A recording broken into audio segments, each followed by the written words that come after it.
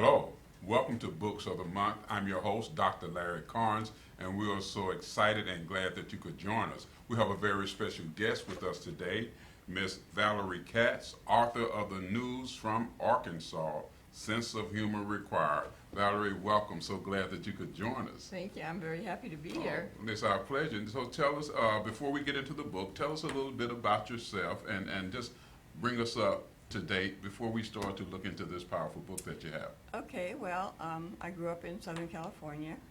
I have 4 children, 6 grandchildren, and at the time of my move, they were all forbidden to move, unofficially forbidden to move, more than an hour and a half from me. Okay. And I wasn't going to leave Southern California.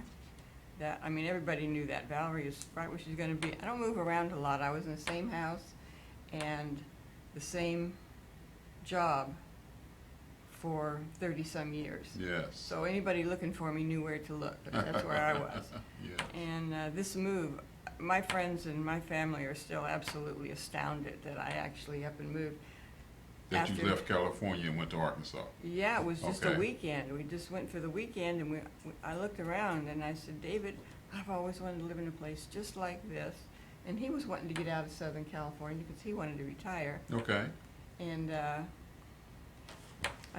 he said, shall I call a real estate agent? I said, yes, and That's where it is. that's where So it how was. many children again? I have 4. And how many grandchildren again? 6. 6 grandchildren. What are the ages? What does it range? The oldest one, she's going to hate me for this, turned 30 last December. Okay, yeah.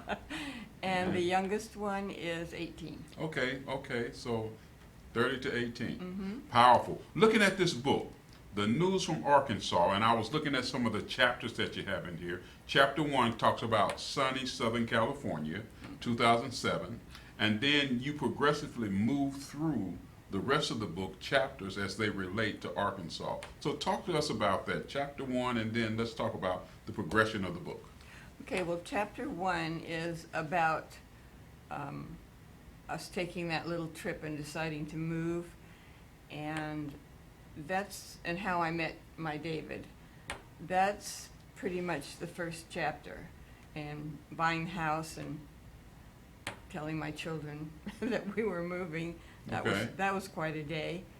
And then we bought the house in 2007, but the real estate market had crashed in 2007, so we couldn't sell the house, so we couldn't move here until 2008 when it was actually sold. Wow. So how did the book evolve? What happened that caused this to be a book, to become a book? Very accidentally. I started sending emails to my friends and family in California because moving from Southern California to Bella Vista, Arkansas is like moving to another country. I mean, it's very laid back, the people are very warm and genuine. In California, I didn't even know my neighbors, hardly. Yes. And when we moved to California, we moved to Arkansas, everybody on the cul-de-sac came by and introduced themselves. They brought cake, they brought cookies. Really? Yeah, they were really nice.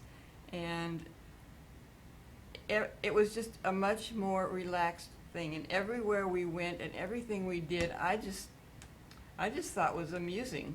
And so I'm sending these emails home to tell people what we're up to. And then David wanted me to include his children. Okay. And he was a dance instructor. So the people in the dance community, they wanted to hear the news. And I went to a dance with him after we had moved. And one of the ladies came up to me and she said, you know, Valerie, I knew David before you ever met him. I don't know why I'm not getting the news from Arkansas. And I said, well, you know what, Joan?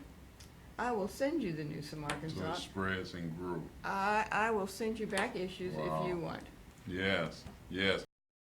So starting with the emails and then progressively moving and becoming a book. I notice here that you are, it's really like you're chronicling. Yes. May 31st, June 1st, and all those things taking place. So starting from the emails, becoming a book. What inspired the book? Well, people would ask me, Valerie, are you saving this stuff? This stuff is funny. I'm just one of those people that things just seem to happen to. Okay. And I always look for the funny side of whatever is happening to me. And originally I saved them all because I wanted to, as time went on, I wanted to remember the joy and the newness that I found in the area. Okay. I wanted to remember that. Yes. And then people, one of my cousins wrote, you know, Valerie, I'm going to turn this into a book. I wrote back and I said, you know, if anybody turns this into a book, it's going to be me, not you. But then that kind of in a book thing kind of grew. Yes. And a couple of years ago, my son Donald said to me at Christmas, I only want one thing for Christmas next year, Mom, and that's a copy of your book. I want you to get that done. Oh, wow. I had no idea it was going to be so hard. So it wasn't an easy thing. No, to pull all those emails together and get them in order and get everything properly punctuated. You have something here, Chapter 2, Arkansas News 2008, July 23rd. Our trip to Arkansas was uneventful, no delays and no bumpy air. David is really not feeling well, so we're spending a lot of time at home, which is lovely for me. I like just being here. We spent all afternoon and evening watching the whole season of Damages. Thanks, Denise. So it's just like a journal. So talk to us about that. What was that like when you recorded this? Well, David wasn't feeling well, and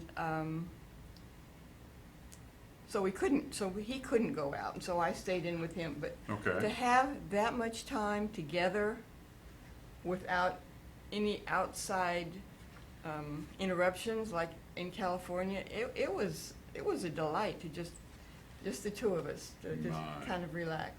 And he wanted to whip Bella Vista into a new dancing community. You know, he wanted to give lessons again, and me, I was just happy sitting on the deck in the morning with my coffee and my paper. And our deck is out so that when you look out, it's like being in a tree house. It's all leaves, you know, all trees around it. Yes. And I was just loving sitting there with my feet up and relaxing. Wow, that's powerful. So that was July 23rd. Now I'm moving over here ahead. Okay. October the 16th. You have this chronicle. You say, we saw our first deer today. We were on our way home from lunch at Subway, and it was just standing in the street. It looked at us, showed us its little white tail, and dashed into the trees. What was that like for you to experience that first deer? Yeah, it was really great because where I lived in Southern California, there weren't deer. You didn't have deer in your yard or around your house. I was taking David over to the VA one morning, and across the way, 6 deer just walked right across, and we just sat there and watched them. And we got to the VA, one of the nurses was saying that she had bagged her first deer Okay. that weekend. Did you know what that meant? Well, we did, yes, and David looked at her and said, "You shot it?" She says, "Well, yeah, of course." Wow. That was not our purview there, that type of thing. Interesting. 2009, Chapter 3. This is January the 11th. You write, on New Year's Day, the only things I did were knit, watch TV, and microwave some dinner.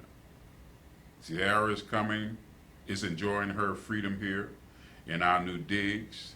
She can be out without a leash. So the dog is enjoying it. Yes, that was Shira. She was my Rottweiler. Wow, Rottweiler. Our Rottweiler. Okay.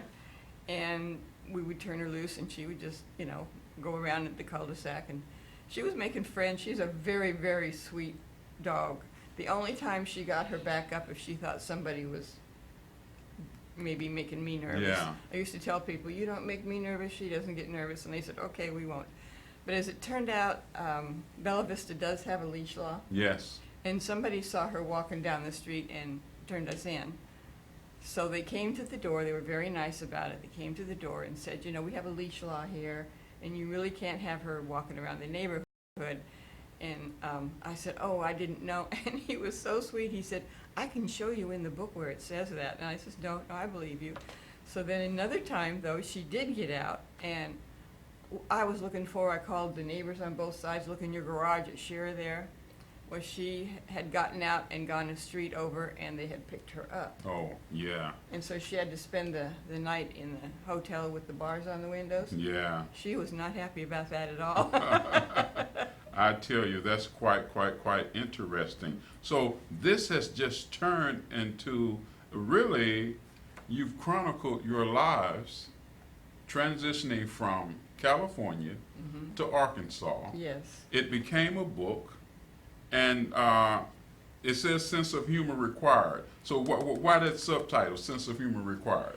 Well, like I said, things just happened to me. Like my grandchildren came to spend a few weeks with me in the summer, and we managed to get locked into the drive-around zoo overnight. Locked into the drive-around zoo. Yes. Interesting. And one night, here just about a year ago, last August, or maybe it was 2 years ago, but anyway, in August, my friend Bob said, "Honey, there's a bird in the house. I saw it flying around." Well, if he passes gas, he tells me there's a frog in the house, so I wasn't paying any attention to him. He said, "Valerie, I'm not kidding. I just saw it flying through the living room." So I looked around, and I saw it go by too.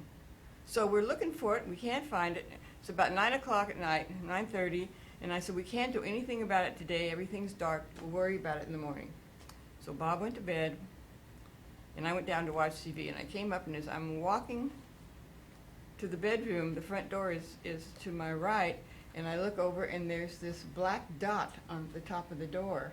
Yes. So I turned on the light. It was a bat. Oh, so Well, the bird turns out to be a bat. Yes, and getting that bat out of there turned into quite a funny story also. My goodness. And my son is going to go, has a friend that's going to go on a motorcycle trip with his dad. He says, "I'd like to write a blog," and he says, "Let me bring you some of the stuff my mother writes." She's hysterical. And it was just about the time this bat thing was going on. Okay. And I had just sent it to him, so he took it into his friend, and he said, "Here, this is the kind of stuff my mom sends." So he's reading this stuff, and he's just chuckling. The next morning he came in and he saw my son. He started to laugh all over again and said, "That stuff is really funny."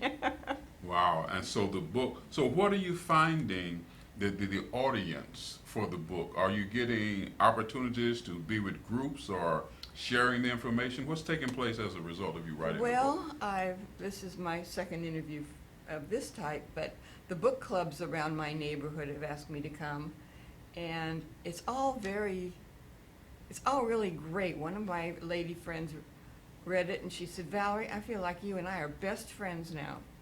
And another lady said, "The stuff you get into is like Lucille Ball." And another lady wrote onto my Facebook page, quite a long article, and she said, "You know, Valerie, I enjoyed this so much. I stayed up till 2 o'clock in the morning reading, got up first thing in the morning and read it till I was done. I can't wait for your next book." She's going to Wow. have a long wait because there's not going to be a next book. Oh, so you're not considering writing the next book? No, you know what happened is before I decided on this book deal, I learned how to text. Okay. So now when I want to tell my children something, I send them a text Instead of email. instead of the email, so I don't have all the stuff. Wow, that's interesting. So tell me, if people want to get a copy of your book, how can they get in touch with you if they're interested in hearing you navigate through the book and share it with book clubs and things that are taking place in your life? How can they get a copy of the book? Well, I have a website. It's www.thenewsfromarkansassenseofhumorrequired.com, and the website has everything on it. It has my interviews. It has some of the the nice things people have said about it, Yes. and they can get a hold of me that way. And if they are interested in the book, they just need to go to Amazon. Amazon has it. It's available on Amazon. It is, yes. Wow, the news from Arkansas, sense of humor required. So, okay, so now here we are up to the day. So what's taking place? What's the news from Arkansas today? What's going on in Valerie's life and all this funny stuff that's taking place?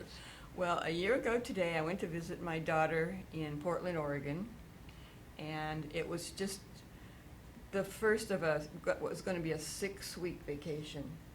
And on the second day, we were going to do this bike ride, and I fell and broke my shoulder. But I didn't think it was broken. Then the lady that was doing that had a gondola that you could sit in if you couldn't ride the bikes. Yes. It had important things in the gondola, like wine and cheese and crackers and stuff for stops along the way. Right. So I got in the gondola, and we went out and did 10 miles out and 10 miles back, and I said, I just need to see a chiropractor. And she said, okay, so she made an appointment with me. She was very nice. And I went to see the chiropractor. And so the chiropractor, you know, she's just turning this thing around Right. like crazy. And she couldn't get it done, so she called a friend in to help her. So he came in and he sat down and he said, so what are we doing here today? And I said, I want you to sit in that chair and put your foot under my armpit and get this thing back where it belongs. And he looked at me kind of horrified, and then I started to laugh.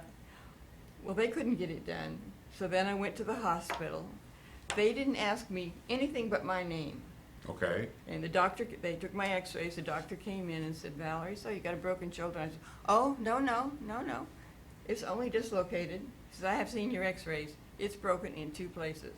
So they don't, luckily they do not do a surgery on that. They just bind it to you Right. so it won't Restrict move. it. Yeah. Because the surgery would have ruined my vacation. Okay. But I wasn't going to let that ruin my vacation.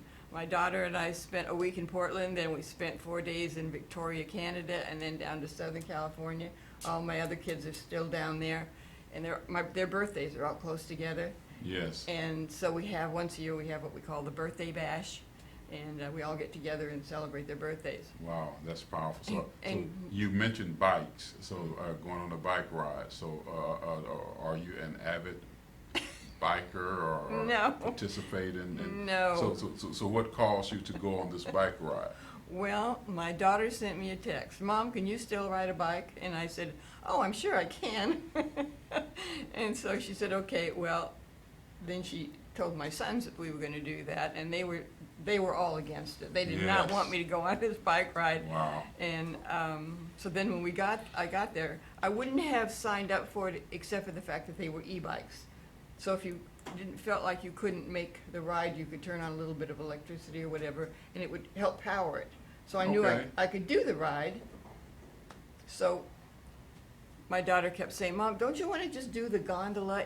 If you fall and break something, my That's brothers are going to interesting. kill me. And I said, no, I'm going to be just fine. And when I got to my son's house then for the birthday bash, he said, well, you know what, Mom? I should have just told her to tell you no. And I looked at him and I said, really? There might be a time in my life when you can just tell me no, but believe me, this is not it. Wow. So I'm looking at chapter 10, Arkansas News, 2016. This is January the 7th. And you have here, it was time to get ready to go on the cruise. The lease was the stop that sold me on this trip. Picked up Bobby and my new friend and roommate, Roberta, at 7:30. These girls were definitely not thinking of an 11:30 start time. So it's what's going on with this cruise and the lease? Well, the 11:30 start time is, how that happened is it never fails. I'm always getting ready to go someplace, and no matter what time we decide to leave, by the time we hit the road, it is the crack of 11:30 every single time. But we went to Belize, and I was really excited. My sister was going with us, and she and I wanted to go zip lining.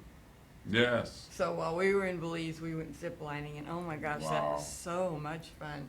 They said we have 5 zip lines for you and 2 surprises. Well, the surprises were that you walked to the edge of the platform and then you just walked off and you fell straight down. That was scary. Walk to the edge, step off, And fall straight down. Well, you're still on some, they're Yes. still holding on to you. So when you get down there, they stop you so that you don't fall too hard. But that was just crazy. So how's that zip lining? Oh, the zip line was so much fun. You get on there and there's this great big line that goes in That's a Belize, zip line, right? yeah, into the forest. So what about the falling straight down? What was that? Those were their 2 surprises. Ah, so they didn't tell. Oh, so that's a surprise that Yeah. came with the zip line thing. One Wow. of the ladies with us was related to one of the gentlemen that was in charge of it. Okay. And so she had come because he was doing it. And when she got to the edge of one, she looked down and she said, oh, I can't do that.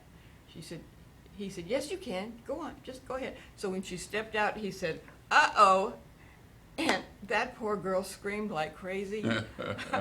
I looked at my friend, my sister Martha, and I said, "Don't you go uh-oh to me when I'm stepping off the edge of that." Wow. So that's something I see here. So the news from Arkansas and sense of humor required, Valerie Katz. Well, Valerie, we thank you for coming in and sharing this exciting news and the book. I see where you need a sense of humor because so many things have taken place and so many things have happened. So we thank you for coming in and being our guest today. Well, it's my pleasure.